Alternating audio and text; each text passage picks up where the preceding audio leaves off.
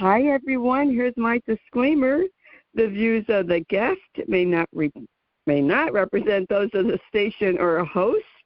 Please always consult with your primary care physician. Hi, everyone. This is Betsy Wurzel, your host of Chatting with Betsy on Passionate World Talk Radio, where our mantra is to educate, enlighten, and entertain. Before I bring on my guest, I have two public service announcements. As everyone knows, this is the month of November. In the month of November, there's two special awareness announcements. And the first one is National Family Caregivers Month.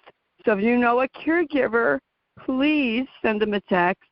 Please get in contact with them and just tell them that you care, show some support. All caregivers need support. It takes a village. And if you are a caregiver and you're looking for a support group, I have one, #Kick Alzheimer's Ass Movement, which is on Facebook. And you do not have to be a caregiver, nor do you have to have someone with Alzheimer's. It's for all dementias. And it's also National Alzheimer's Awareness Month. Those who have lived it, who have taken care of somebody, we will never forget our journey. And for those who have Alzheimer's or are still caring for someone with Alzheimer's, my heart to yours. Please speak up. Please share your stories. And, folks, I want to encourage everyone this month, if you are a caregiver, share your story on your media.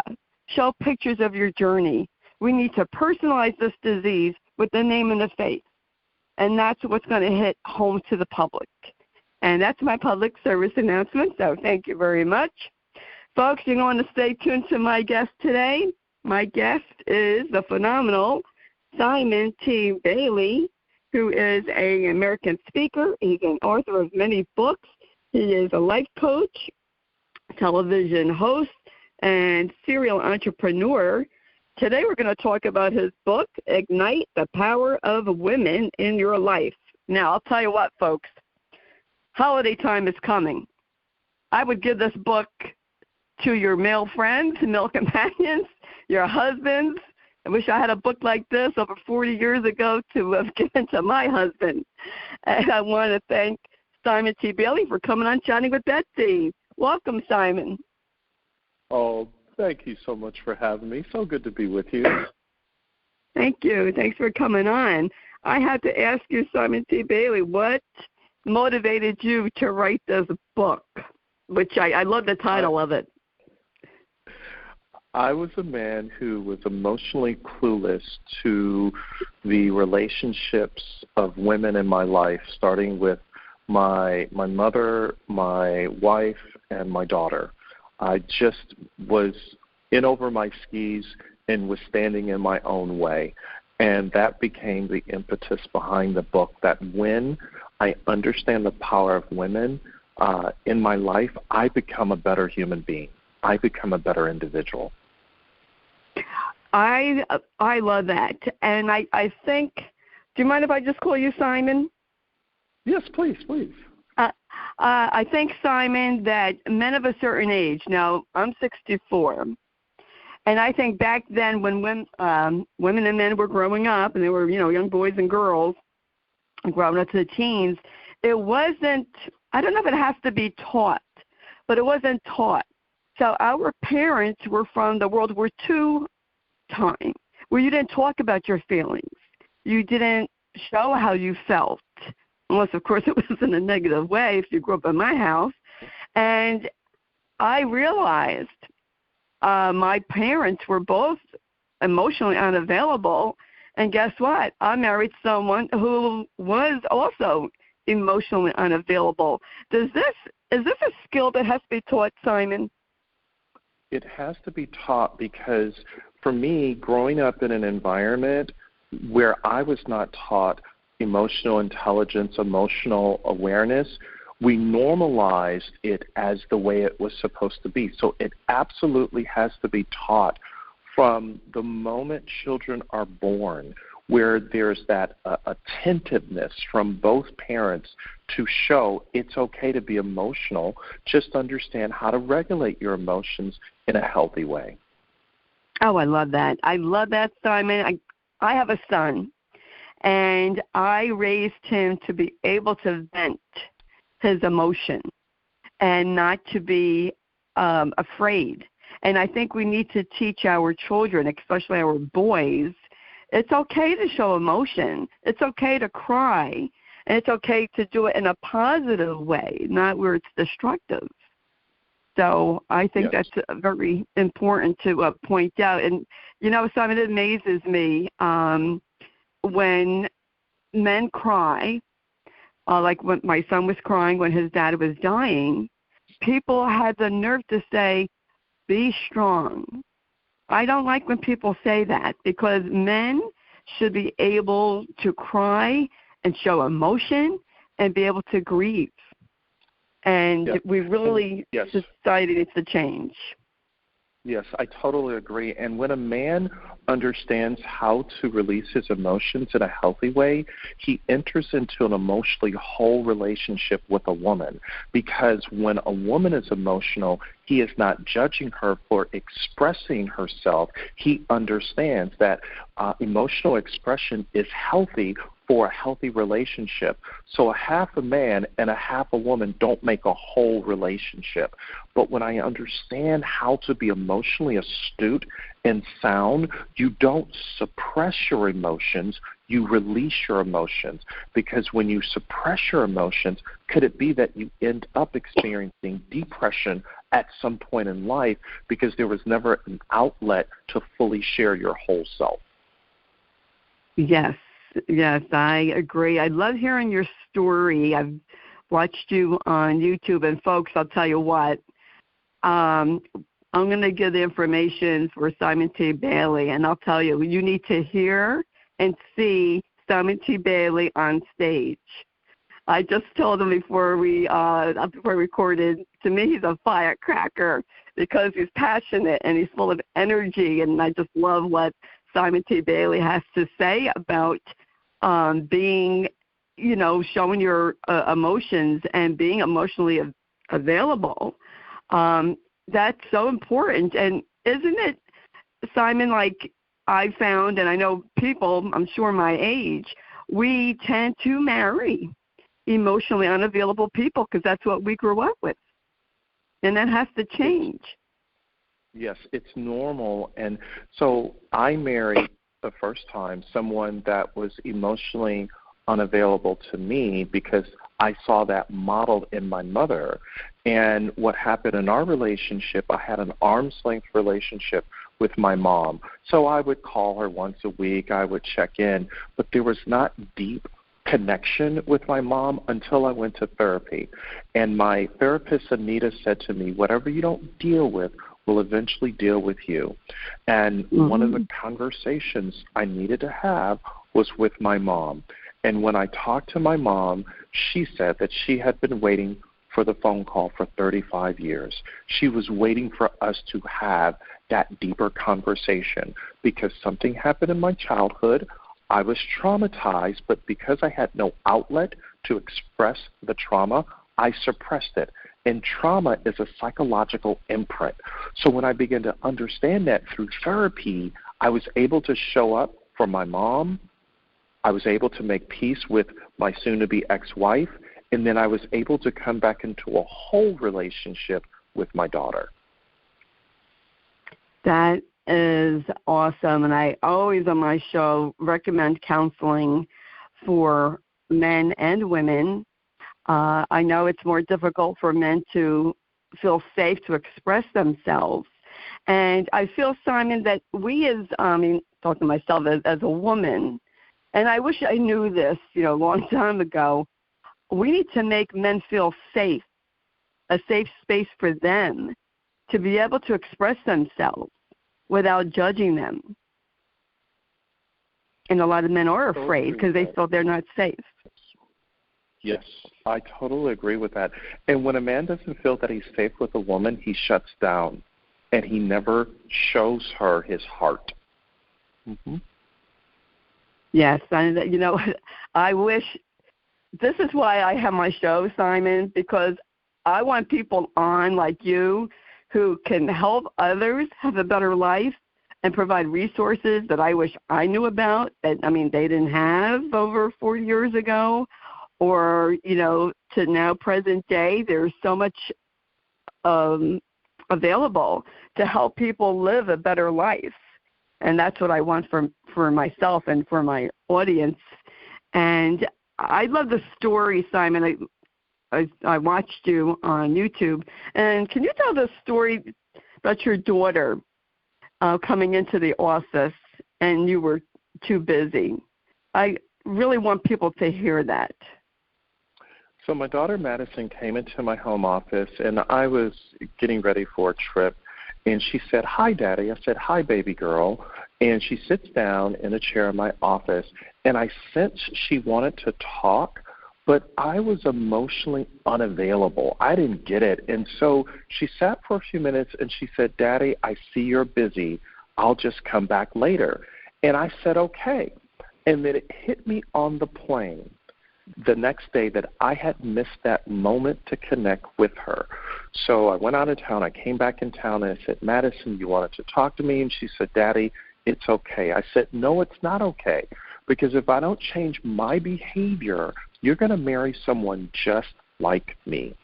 And her mother said to me at that time, "You give everybody the best of you, but you give us the rest of you, and I don't want the leftovers anymore." And after 25 years of being married, I went through a divorce because I had built a house but lost a home. I was chasing money but had no meaning. And I was pursuing status but had no satisfaction because I was totally zoned out into what did my family really need. They didn't need another house. They didn't need a place at the beach. They didn't need another trip. They needed me to show up 100% fully open, fully available, wanting to connect and to really understand how to be emotionally dialed into their needs. Yeah, I love that. That is so much valuable wisdom there, Simon, because, moms and dads, we get busy. And, you see it when you go out. People are sitting at a table, and they are on their phones. They're not even communicating. I'm guilty of that myself, and so is my son. We need to really just focus in on the time that we have with our loved ones, especially when you have small children, and focus in on them and be there for them and give them your full attention, because you can't buy back time. And totally it's so precious. It's really precious.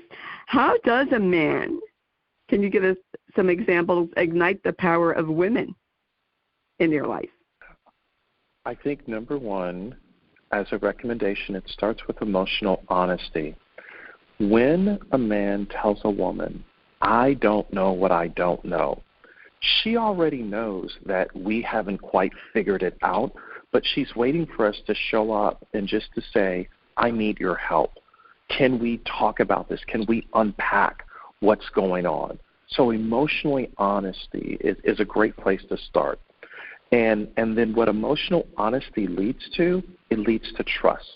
Because when a woman knows that she can trust you because you show up open and honest, not trying to pull the wool over her eyes, not trying to pretend like you are emotionally dialed in, but she can authentically sense in her intuition that you're really there, then that does the deeper work of saying, how do we build a bridge together as friends, as a couple, as colleagues, because we feel safe enough to be vulnerable. And a woman will create a judge-free zone when she knows that you're willing to do the work. So it starts with emotional honesty.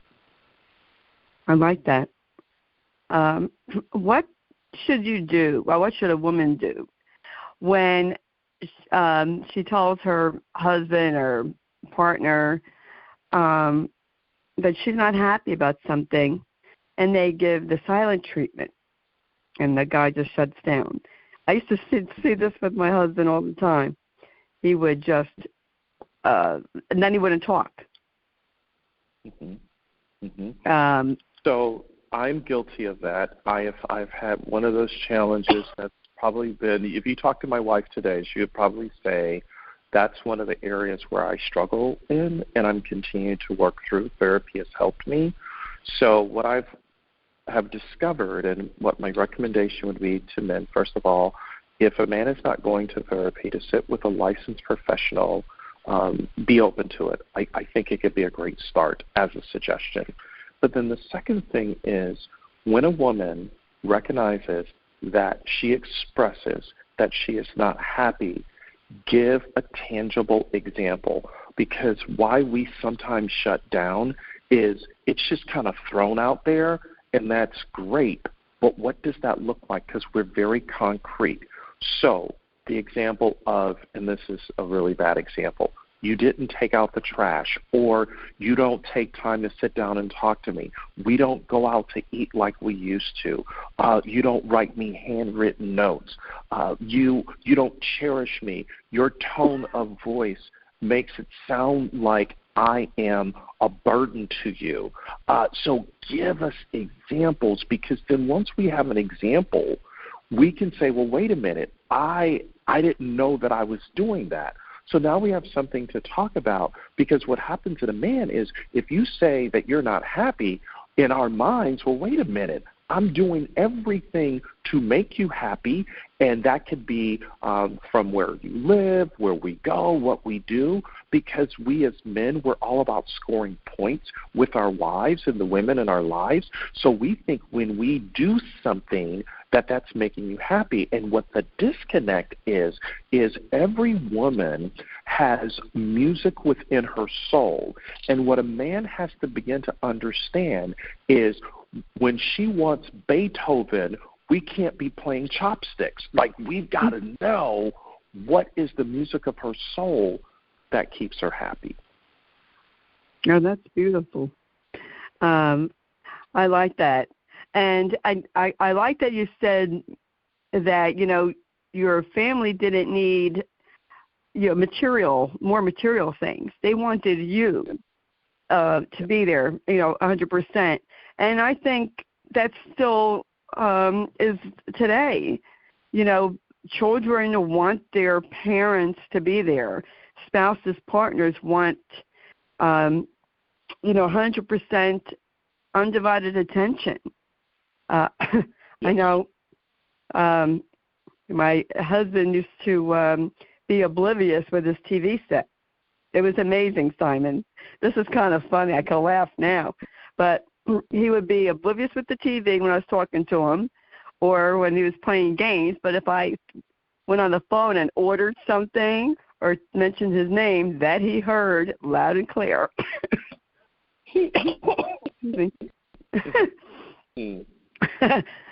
So you wonder if it's selective hearing sometimes.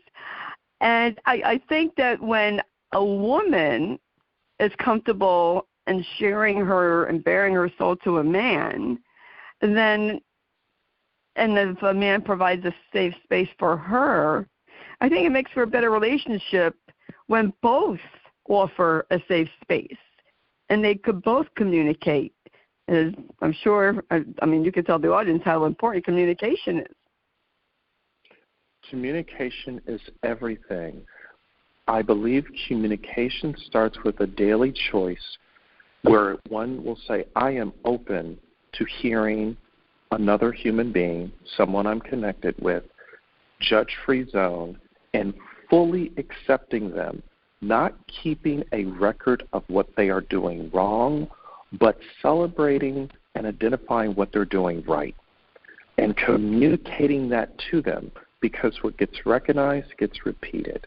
I think the other important aspect of communication is to say, I see you for who you are and I appreciate you.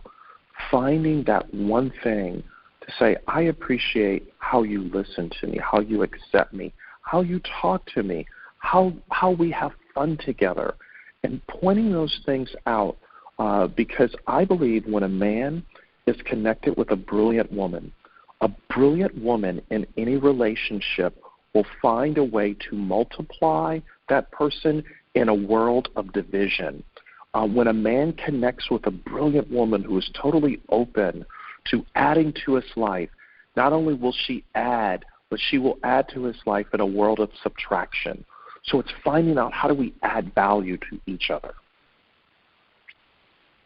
I like that.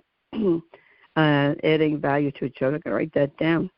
I like that, adding value. Oh. And Simon, can you repeat what you said earlier? Because I really like that. Whatever you don't deal with emotionally will deal with you later. Yes, that's exactly what I said. Yeah, my therapist said, I like that. Whatever you don't deal with will eventually deal with you. It will show up in your life. So, for example, at 8 years of age, something happened with me and my mom. It was never addressed. It was suppressed because I didn't know how to express it. All of a sudden, almost 40 years later, there's an event that happens. I go through a divorce. All of these emotions start to come up: anxiety, stress, worry, what's going on, not as productive, don't want to get out of bed. And I go to see the therapist, and the therapist begins to unpack what happened, what I didn't deal with, what I didn't know.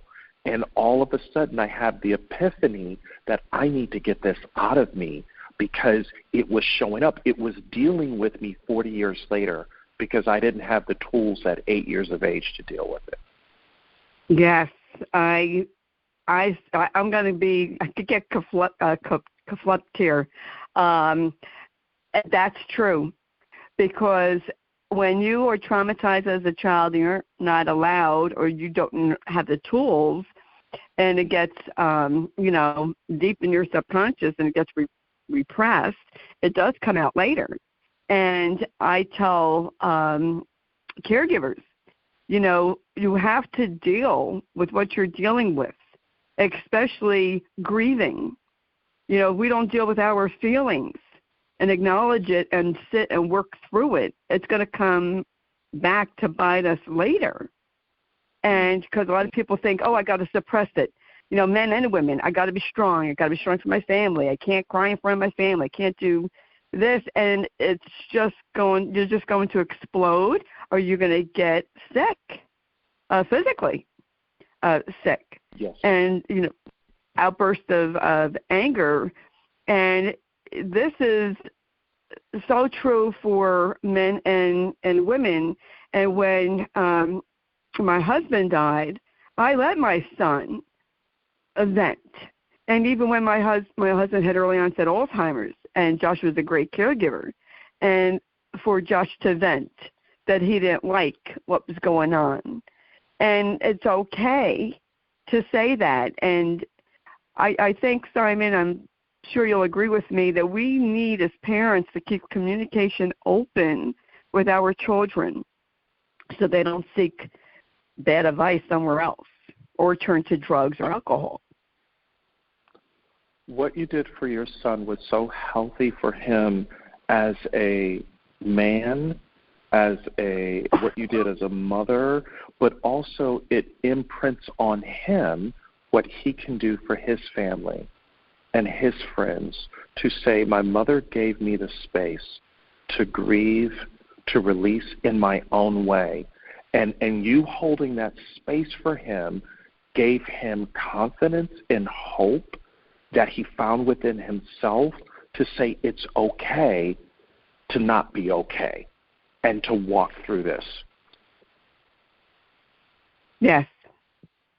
Yes, and I think that if men and women would just be their true, authentic selves when they meet, first of all, would be so much better, because from what I hear, especially with online dating, they have maybe an old picture of themselves and they're not really being true and showing their true selves, and then they get into a relationship that's like, this isn't what I wanted, they're not who I thought they should be.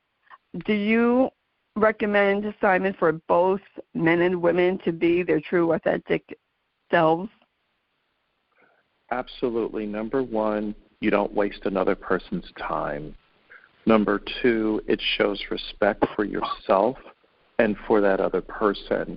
Number 3, it also, I believe, is more emotionally healthy when you show up as your authentic self instead of someone meeting a representative or another personality, because what that does, it allows you to move on and quickly decide, is this something that I want to pursue, or I'm okay and I'm going to release you into your destiny. And people so appreciate that so much because you show up to be authentically honest and true to you.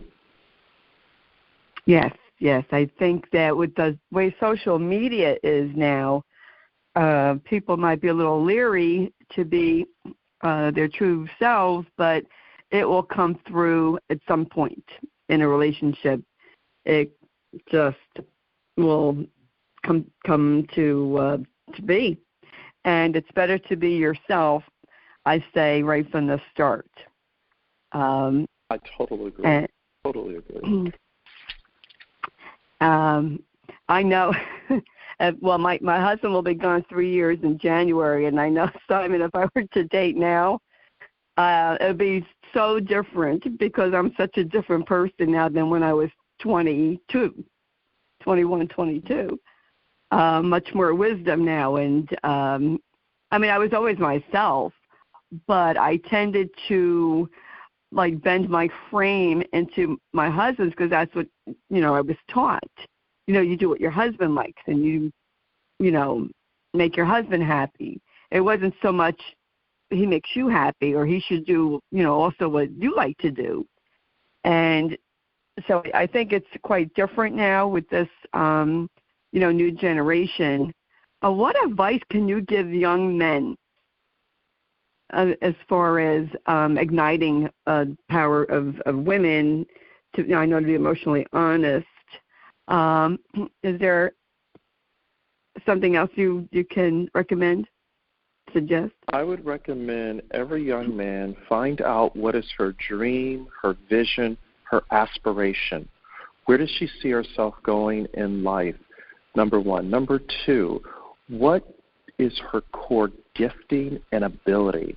When you begin to understand what makes her come alive and what her cognitive bent is, and what I mean is if she's an artist, if she wants to be the CEO of a company, if she wants to be an entrepreneur, and she has a cognitive bent in that area, how do you now support her by sending her podcasts, books, articles, links to courses that she can take to get better in that area? You become her champion. You become that person who roots her on. And then the third thing is, this takes into some of the work of Dr. Gary Chapman, what's her love language? Is she acts of kindness? Is it physical touch? Is it words of affirmation? Is it quality time? Is it gifts and surprises? Find out what absolutely lights her up. And then there's some new work by a professor at the University of Pennsylvania, Dr. Heather Holleman, where she specifically says, in a conversation with another individual, ask the question, what is it you wish I would ask you about your life? That's something that every young man can ask a woman that he's dating or he's building a friendship with. What is that one question you wish that I would have asked you about your life? When I heard that, I was listening to her talk about her particular book as it relates to conversations. I said, that's something that every young man can do. And I talk about it in my book as well, just from a different angle, but it's the power of conversating and then saying to a woman, tell me more. Let's unpack that. Let's go down the rabbit trail, because that's how you really get to know her at the core. That is great advice. That really is wonderful, because, growing up, I was told you ask the guy about himself, right? Guys like to talk about themselves, ask about what they're interested in. And now I think it's great to suggest to men, find out about what the woman in your life likes and how you can support them. So it could be mutual.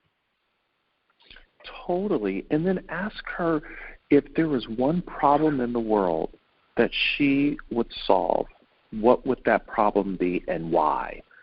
And when you ask a woman that question, it unlocks her from the inside out, because now she begins to talk about her heart, that deeper part of her, that as she daydreams about a better world, being a better human being, now you get to see her in a fresh light. I like that. I really like that. I started to do this show. I have to tell a funny story. I started to do this show really like 2 years before my husband died. So he was getting near to the end stage.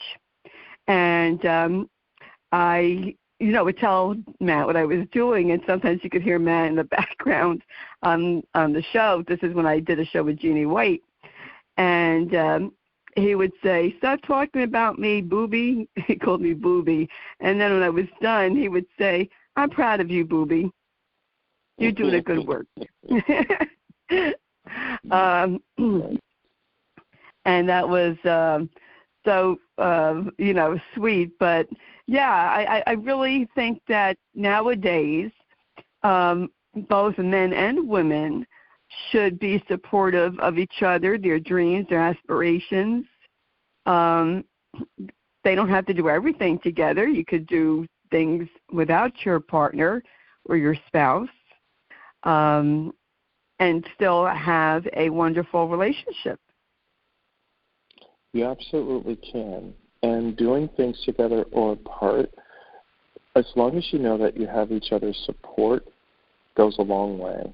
When a woman knows that a man believes in her and a man gets her at the core and has no reason to fix her or to recognize that she's not broken, she doesn't have any daddy issues, she just needs a man to understand what makes her brilliant.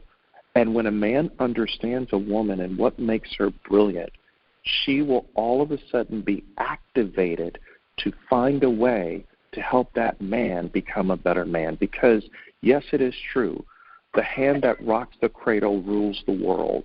And if men are ever going to reach their full potential, they must come into right relationships with women equally. So, yes, I'm saying equal pay. Yes, women can be the CEOs of companies. Yes, and men, you don't lose anything. But understand how to celebrate her rather than ignore her. Because when you celebrate her, it will unlock the potential in your life. I love that. And that is, that's so true, Simon, because when people are appreciated and they know that they're appreciated and people show an interest, people will do anything. They will want to please you more. They'll want to be more supportive. So that is so brilliant. I mean, that's just great advice that I think should be heard. I think everyone should adhere to that advice, right? I mean, everyone wants to be appreciated, to tell your partner or your spouse, "Hey, I really like this meal tonight. Thank you for cooking it." And then you respond with a positive. I think that's awesome. Absolutely. I think that is really awesome. Well, one thing's for sure, I know your daughter will definitely know how to pick out a great partner, or a spouse, because she has you, and I'm sure you give her great advice about that. We have come a long way, and when I talk to her, I greet her by saying, "Hello, my brilliant daughter," or I call her beautiful sometimes, because I want her to know that as her father, I see her as a beautiful human being. She is fully whole, fully capable. There's nothing wrong with her. And hopefully I'm modeling something, even though I don't get it right. I'm perfectly imperfect, totally flawed. But hopefully she just sees a glimmer of hope as to what her future could be. That is beautiful, Simon. I can tell you from my own personal experience that when a dad, such as my father, was verbally and emotionally abusive, tells their daughter or daughters, he would tell my sister she was fat and he would tell me I was ugly, you then create a situation where that young girl who grows up to be a woman has low self-esteem, and she is just ripe for an abuser. Mm-hmm. Thankfully, I didn't encounter that. My sister did. And I just wish that parents would not do that to their children. You know, don't put them down there like that to say that they're ugly or they're fat or they're stupid. That is so wrong, and it takes years of therapy and inner work to get over that. And I think it just predisposes, and even for a boy to be told negative things, it just predisposes them to for abuse. What's your opinion on that, Simon? I think it's so true. So when a person is not validated or affirmed in their self-esteem, they will look for love in all the wrong places and search for love in all the wrong places to get the void filled of what they did not get from their parents or that family member. So you think about it, when you do hear positive words, positive affirmations create that self-efficacy within an individual because it creates that self-concept that says, I am worthy, I matter, I belong, and you walk a little bit lighter. There's a little pep in your step. There's a smile on your face, because the smile on your face is because you have been validated from the inside out, and you have received positive deposits of who you are becoming by the people who are in your life. So here's another way that I say this.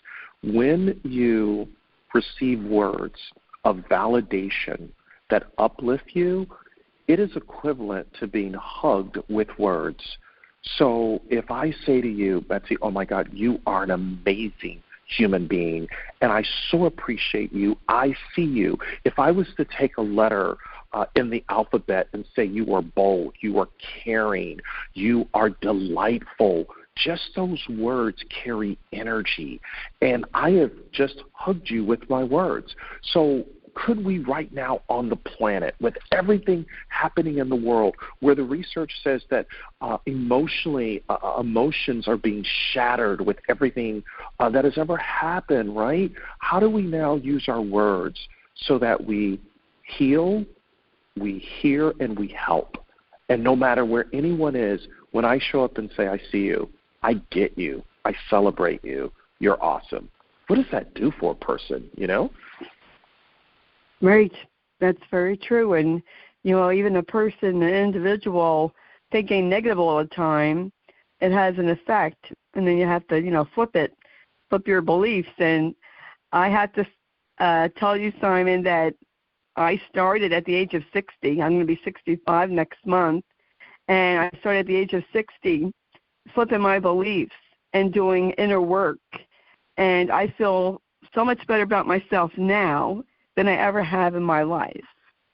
But the individual has to do the work, and I always tell the audience, it's never too late to change.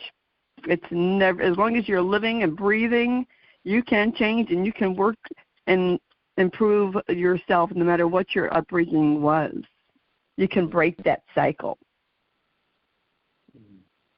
So true. I totally agree with that. And when you break that cycle, you not only break the cycle in yourself, but everyone else that is connected to you. So, you know, there's a lot of research about the epigenetic imprint, right, where things are passed down generation to generation. But when you break through, it creates a breakthrough in the generations to come. Yes. I broke the cycle with myself and how I raised my son. Excuse me.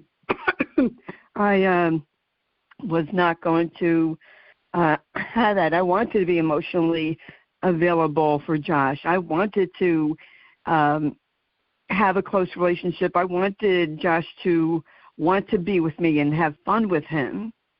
And I'm so grateful that I had that with my son, because I really don't remember having fun with my parents. Yes, we did things, but I didn't think it was fun. I thought there was always that, what would you call it, separation there, that anxiety that I had. Like, oh, okay, when am I going to get it? When am I going to get attacked?